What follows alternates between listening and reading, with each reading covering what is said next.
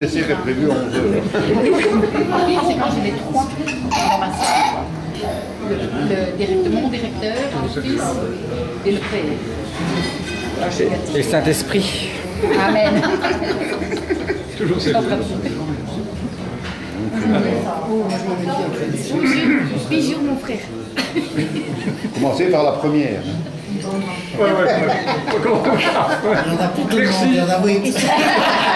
Merci à tous. Et surtout, voilà. Bon, très bien. chers amis, tout d'abord une petite pensée émue pour Achille, que René a cité tantôt, ainsi que deux ex-collègues, dont un était mon papa. Donc, papa et Roger, qui sont bientôt décédés. Les remerciements, je remercie chaleureusement René et Nadine pour cette magnifique fête de fin de carrière.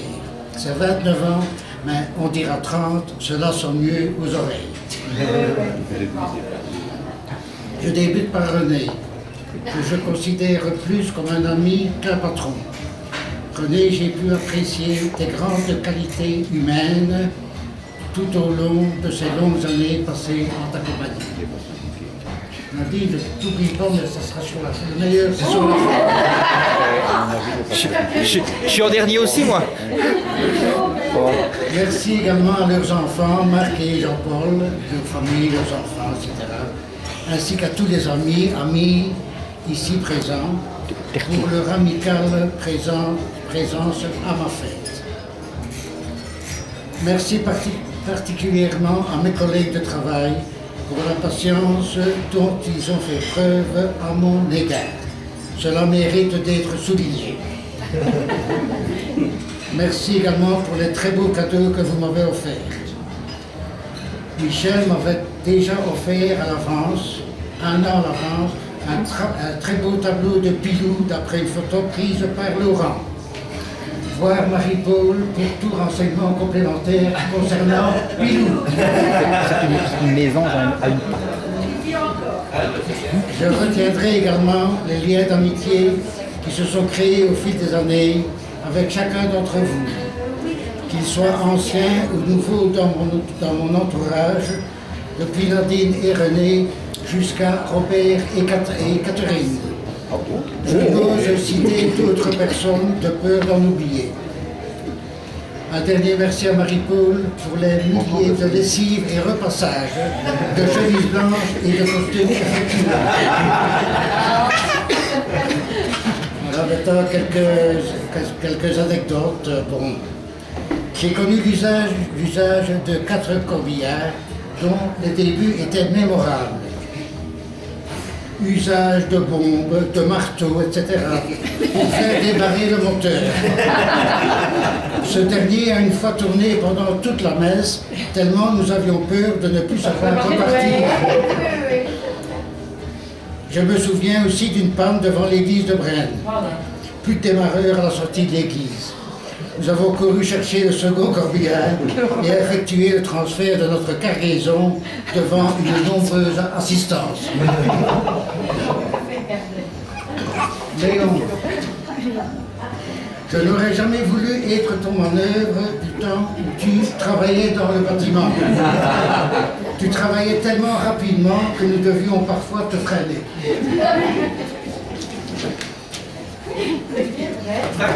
Ne vous inquiétez pas, tout le monde aura son tour. J'étais à l'époque bien content de prester 2 à 3 services par mois, ce qui ne couvrait certainement pas mes frais de boisson, qui étaient relativement importants à cette époque. Un lundi de kermesse d'Opin, j'ai été incapable de me rendre au travail. Nadine était fâchée. René un peu moins, il comprenait mieux le problème.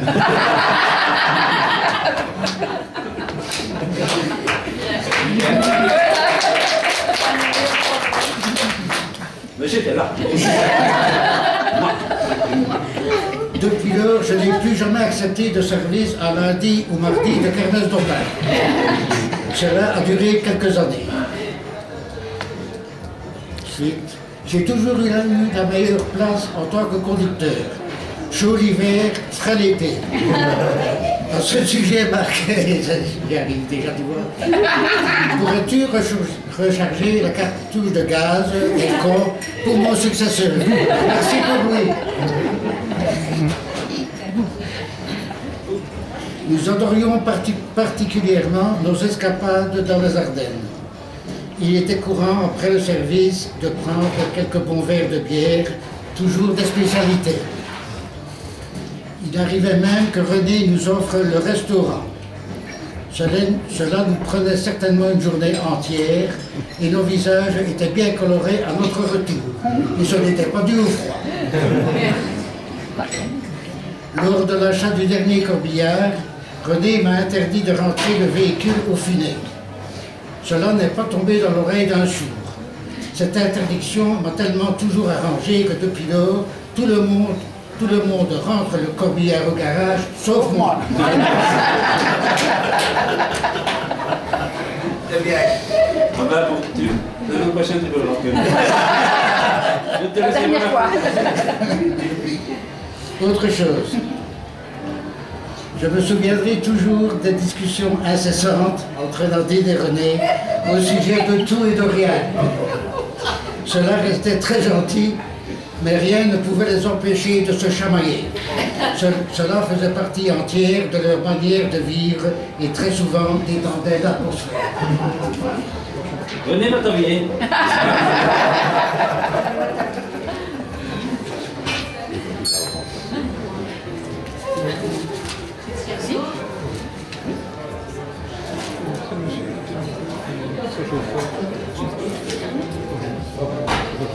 Faut numéroter les pages, faut numéroter. Ah, j'y suis.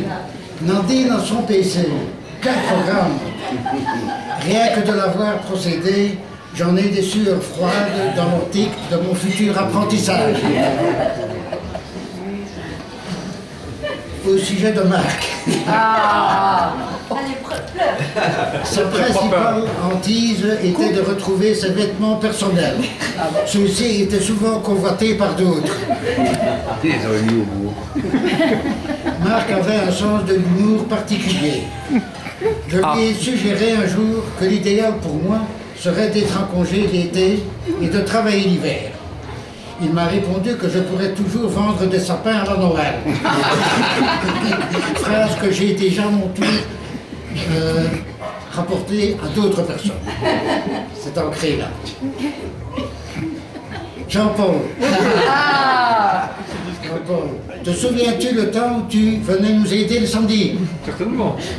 Nous étions si nombreux, René, Marc, Roger, Papa, Léon, Michel Verteneuil, toi et moi, qu'il n'y avait pas assez de place autour de la civière pour l'emplacement de toutes nos mains. Je me souviens même d'une fois que tu as dit les deux petites prières au cimetière à la place du curé. C'est vrai. Et c'était très bien fait d'abord. Merci Christian. Notre Benoît aussi. Mon ami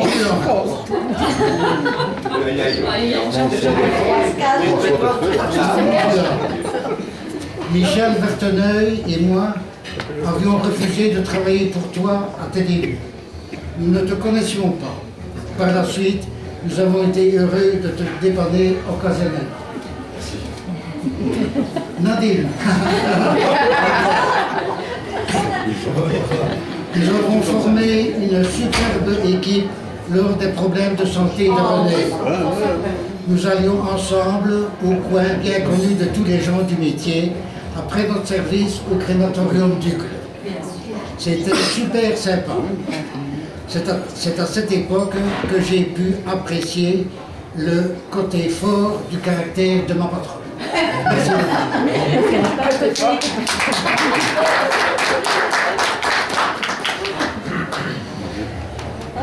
Mon ami Laurent. Laurent, quel plaisir ce fut de travailler en ta compagnie. Ta bonne humeur rendait notre boulot quasi agréable. Lorsqu'il n'y avait pas de famille au départ du Funès, je devais souvent vous rappeler d'être sérieux en sortant. Les passants ou voisins pouvaient nous surprendre à rigoler en effectuant notre macabre travail. Alors, quelques mots au sujet de nos vacances. Suivez bien l'évolution. Au début, je prenais 2 semaines de vacances par an.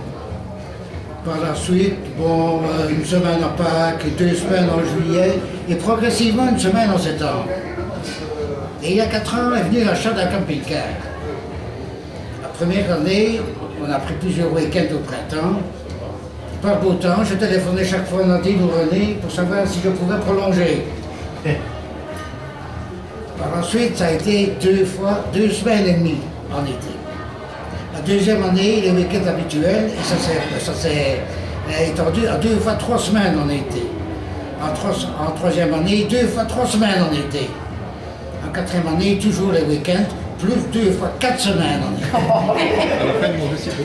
Je prolongeais graduellement chaque année en pensant que mes patrons seraient dupes de mon manège. Ils étaient formidables, me souhaitant avec le sourire de bonnes vacances. Ils m'accueillaient toujours avec le même plaisir lors de mon retour. Jamais un mot de reproche à ce sujet. Il en était de même avec mes collègues de travail, du moins en ma présence.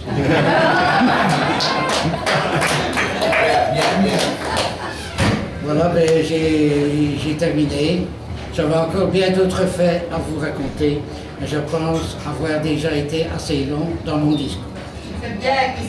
Marie-Paul et moi vous souhaitons à tous et à toutes la meilleure santé possible et de réaliser chacun dans votre domaine, qu'il soit privé ou professionnel, vos projets les plus chers.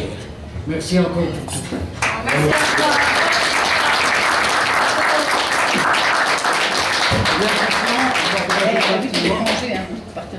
Je sais pas que c'est une boule-là.